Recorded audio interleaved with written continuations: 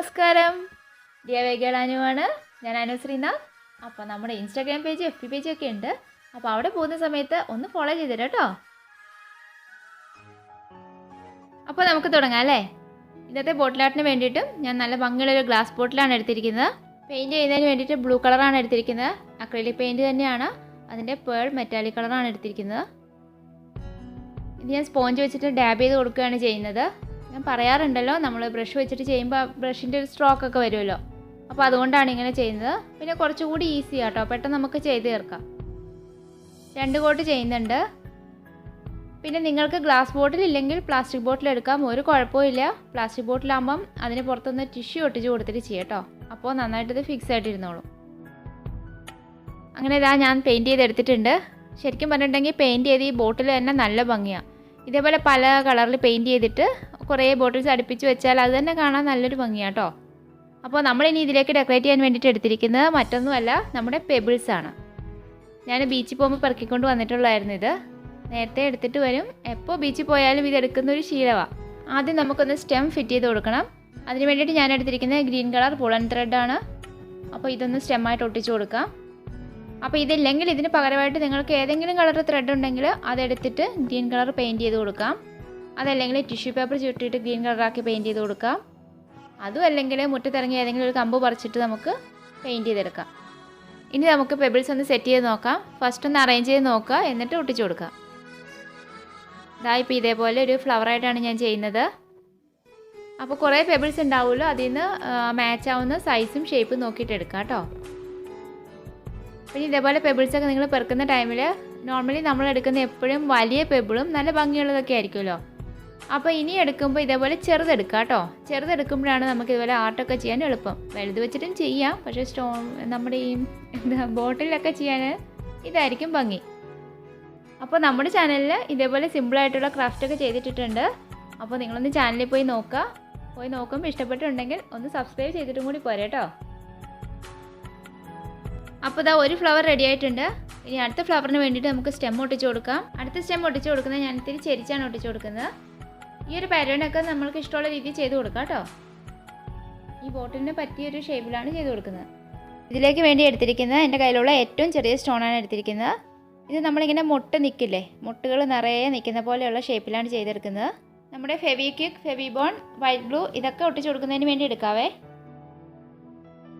അങ്ങനെ നമ്മുടെ സെക്കൻഡ് സെറ്റൊക്കെ ഒട്ടിച്ച് കഴിഞ്ഞു. പൂമുട്ടുകളൊക്കെ ആയിട്ടുണ്ട്. ഇനി അടുത്ത സ്റ്റെം ഒട്ടിച്ച് കൊടുക്കാം. ഇപ്പോൾ ഈ സ്റ്റെം ഒട്ടിക്കുന്ന ആദ്യത്തെ 2 സ്റ്റെമ്മിനെയും കൂടെ ഇടയ്ക്കൂടി കേട്ടോ, ഇത്തിരി ഓവർലാപ്പ് ചെയ്താണ് ഒട്ടിച്ചിരിക്കുന്നത്. അപ്പോൾ ഇങ്ങനെ കുറേ പൂക്കൾ ഒരുമിച്ച് നിൽക്കുന്ന പോലെ ഒരു ഫീൽ കിട്ടും. ഈ സ്റ്റെം ഓരോന്നോരോന്നായിട്ട് ഒട്ടിച്ച് കൊടുക്കുന്നത് എന്താണെന്ന് വെച്ചിട്ടുണ്ടെങ്കിൽ, നമ്മുടെ ഈ സ്റ്റോണിന് പല ഷേപ്പല്ലേ, പല സൈസുമാണ്, വലിപ്പമൊക്കെ ഉണ്ട്. അപ്പോൾ അത് നമ്മുടെ ഇവിടെ ഫിക്സ് ആക്കി വെക്കാൻ പറ്റുന്നത് പോലെ നോക്കിയിട്ട് വേണം ഒട്ടിച്ച് കൊടുക്കാൻ. അതുകൊണ്ടാണ് ആദ്യം തന്നെ സ്റ്റെം എല്ലാം ഒട്ടിച്ച് വെക്കാത്തത്. അപ്പോൾ ഇതാ ആ ഫ്ലവർ കഴിഞ്ഞിട്ടുണ്ട്. നീളമുള്ള സ്റ്റോണൊക്കെ വെച്ചിട്ടാണ് ചെയ്തിരിക്കുന്നത് കേട്ടോ.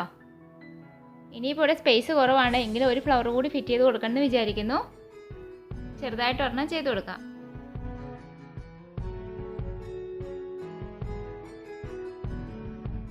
അങ്ങനെ ഇതാ ആ ഫ്ലവറും റെഡി ആയിട്ടുണ്ട്. ഇനിയിപ്പോൾ ചെയ്ത് കൊടുക്കാൻ പറ്റുന്നത് നമുക്ക് ലീഫ് വെച്ച് കൊടുക്കാം. ഇതേപോലെ സ്റ്റോൺ വെച്ചിട്ട് തന്നെയാണ് ലീഫ് ചെയ്ത് കൊടുക്കുന്നതും. ഇപ്പോൾ ഇതാ ഇത്രയും ലീഫ് ഒട്ടിച്ച് കൊടുത്തിട്ടുണ്ട്. അപ്പോൾ ഇത് ഈ വൈറ്റും ബ്ലാക്കും ഒക്കെ കൂടി നല്ല ഭംഗിയുണ്ട് കേട്ടോ. നേരിട്ട് കാണാൻ നല്ല രസമുണ്ട്. വീഡിയോയിൽ നിങ്ങൾക്ക് എങ്ങനെയാണ് ഫീൽ ചെയ്യണമെന്ന് അറിയില്ല. അപ്പോൾ ഇതിന് പെയിൻറ്റ് അടിച്ച് കൊടുത്തില്ലെങ്കിലും കുഴപ്പമൊന്നുമില്ല കേട്ടോ. ഞാൻ പക്ഷേ ഇതിന് പെയിൻറ്റ് ചെയ്ത് കൊടുക്കുന്നുണ്ട്, എനിക്കൊന്ന് കാണിക്കാൻ വേണ്ടിയിട്ട്. അപ്പോൾ ലീഫിന് ഗ്രീൻ ചെയ്ത് കൊടുക്കാം.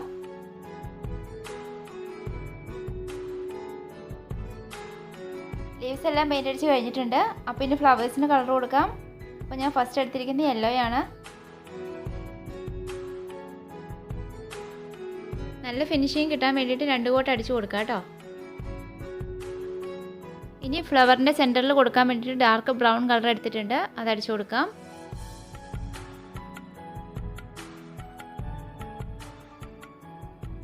പൂമൊട്ടിന് വേണ്ടി എടുത്തിരിക്കുന്നത് റെഡാണ്. അടുത്ത് എടുത്തിരിക്കുന്നത് ലൈറ്റ് റോസിൻ്റെ തന്നെ ഒരു ഷെയ്ഡാണ്. ഇതെടുക്കാൻ വേണ്ടിയിട്ട് ഞാൻ ലൈറ്റ് റോസിലേക്ക് ഒരു തുള്ളി റെഡ് മിക്സ് ചെയ്തിട്ടുണ്ട് കേട്ടോ. അപ്പോഴാണ് ഈ നല്ലൊരു ഷെയ്ഡ് കിട്ടിയത്. ഇനി ഈ ഫ്ലവറിൻ്റെ സെൻറ്ററിൽ അടിക്കാൻ വേണ്ടിയിട്ട് എടുത്തിരിക്കുന്നത് നമ്മുടെ ഈ കളറാണ്, നമ്മുടെ ചെങ്കലിൻ്റെ കളർ എന്നൊക്കെ പറയില്ലേ, അതന്നെ.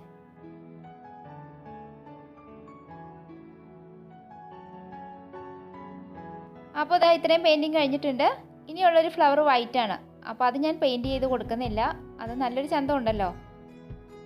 ഇനി ഒരു കാര്യം ചെയ്യാനുള്ള, നമുക്കിതിൻ്റെ സെൻറ്ററിലൊന്ന് യെല്ലോ അടിച്ചു കൊടുക്കാം, ഈ വൈറ്റ് ഫ്ലവറിൻ്റെ സെൻറ്ററിൽ. ഇനി ഈ ഫ്ലവറിൻ്റെ സെൻറ്ററിൽ കൂടി ഒരു യെല്ലോ കൊണ്ടുവന്ന് ഡോട്ട് ഇട്ട് കൊടുക്കാം. ഡോട്ട് ഇട്ട് കൊടുക്കുന്ന ഷാർപ്പ് എൻ്റെ ഉള്ള ഒരു കത്തിയോ അല്ലെ ഒരു കത്രികയുടെ അറ്റോ എന്തെങ്കിലും വെച്ചിട്ട് ചെയ്ത് കൊടുത്താൽ മതി.